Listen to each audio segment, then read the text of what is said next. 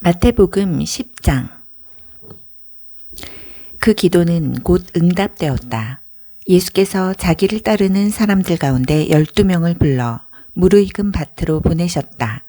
그분은 그들에게 악한 귀신을 쫓아내는 능력과 상한 심령들을 자상하게 돌보는 능력을 주셨다. 예수께서 보내신 12명의 이름은 이렇다. 시몬, 사람들은 그를 베드로 곧 바위라고 불렀다. 그의 동생 안드레, 세베대의 아들 야고보, 그의 동생 요한, 빌립, 바돌로메, 도마, 세금 징수원 마태, 알페오의 아들 야고보, 다데오, 가나안 사람 시몬, 가룟 유다, 나중에 그분에게 등을 돌린 자다.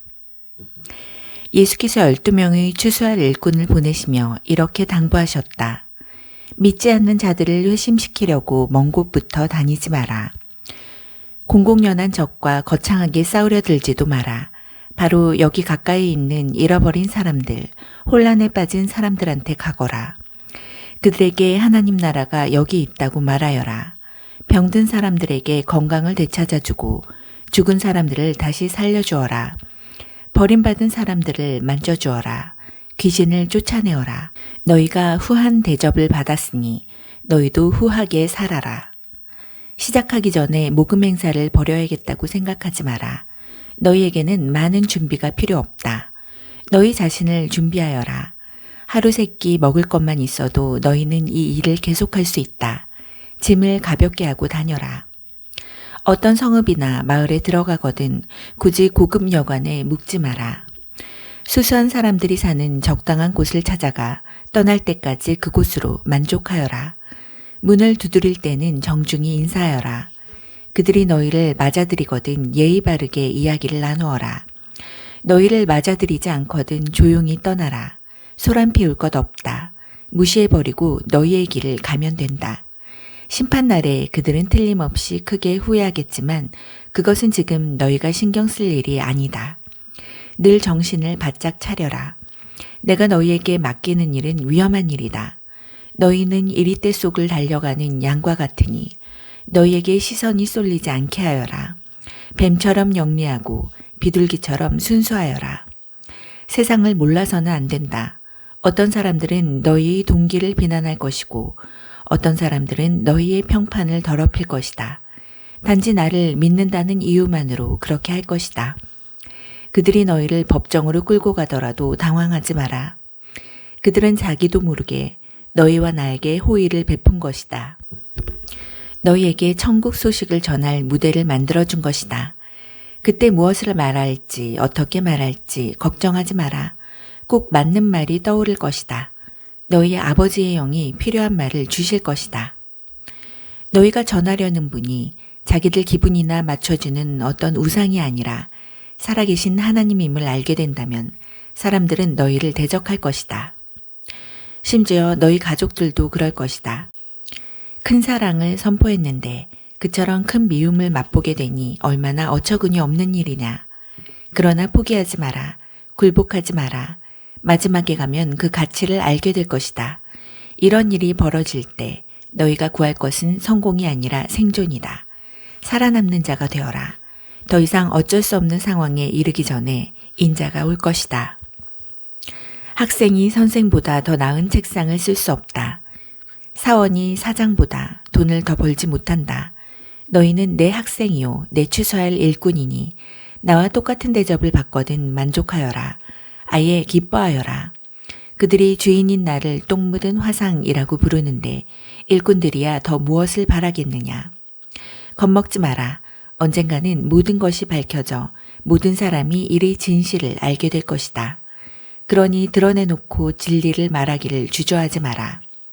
괴롭히는 자들이 허세를 부리며 위협한다고 해서 침묵해서는 안 된다. 그들이 너희 존재의 중심인 너희 영혼에 할 수 있는 일이란 아무것도 없다. 너희는 너희 삶 전체, 몸과 영혼을 그 손에 붙잡고 계시는 하나님만 두려워하면 된다. 애완용 카나리아의 값이 얼마더냐? 푼돈이 아니냐? 그러나 하나님은 그 새에게 일어나는 일을 너희가 신경 쓰는 것보다 더 신경 쓰신다. 그분께서 너희에게는 더 정성을 쏟으신다. 세세한 것까지 일일이 돌보시며 심지어 너희 머리카락까지 다 세신다. 그러니 괴롭히는 자들이 이런저런 말에 겁먹지 마라. 너희는 카나리아 수백만 마리보다 더 귀하다. 세상의 여론에 맞서 내 편을 들어라. 그러면 나도 하늘에 계신 내 아버지 앞에서 너희 편을 들 것이다. 너희가 겁이 나서 달아난다면 내가 너희를 감싸줄 것 같으냐? 내가 삶을 편안하게 해주려고 왔다고 생각하지 마라. 나는 갈라서게 하려고 왔다. 아들과 아버지, 딸과 어머니, 며느리와 시어머니 사이를 분명하게 갈라서게 하려고 왔다. 가족 간의 편안한 인연을 갈라놓아서 너희로 하여금 하나님을 위해 자유롭게 되게 하려고 왔다. 좋은 뜻을 가진 너희 가족이 최악의 원수가 될 수 있다. 나보다 자기 아버지나 어머니를 더 좋아하는 사람은 내게 합당하지 않다. 나보다 아들이나 딸을 더 좋아하는 사람은 내게 합당하지 않다. 물불을 안 가리고 끝까지 나와 함께 가지 않는 사람은 내게 합당하지 않다. 너희 1차 관심사가 자신을 챙기는 것이라면 너희는 절대로 자신을 얻지 못할 것이다. 그러나 너희 자신을 잊어버리고 나를 바라보면 너희 자신과 나 둘 모두를 얻을 것이다. 이 추수하는 일에 우리는 긴밀히 얽혀 있다. 누구든지 너희가 하는 일을 받아들이는 사람은 너희를 보낸 나를 받아들이는 것이다. 누구든지 내가 하는 일을 받아들이는 사람은 나를 보내신 내 아버지를 받아들이는 것이다.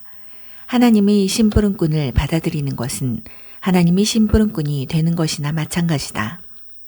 누군가의 도움을 받아들이는 것은 누군가에게 도움을 베푸는 것이나 다름없다. 내가 너희를 부른 일은 큰 일이지만 주눅들 것 없다. 작게 시작하는 것이 최선의 방법이다. 이를테면 목마른 사람에게 냉수 한 잔을 주어라. 베풀거나 받는 지극히 작은 일로 너희는 참된 제자가 된다. 너희는 단 하나도 잃지 않을 것이다.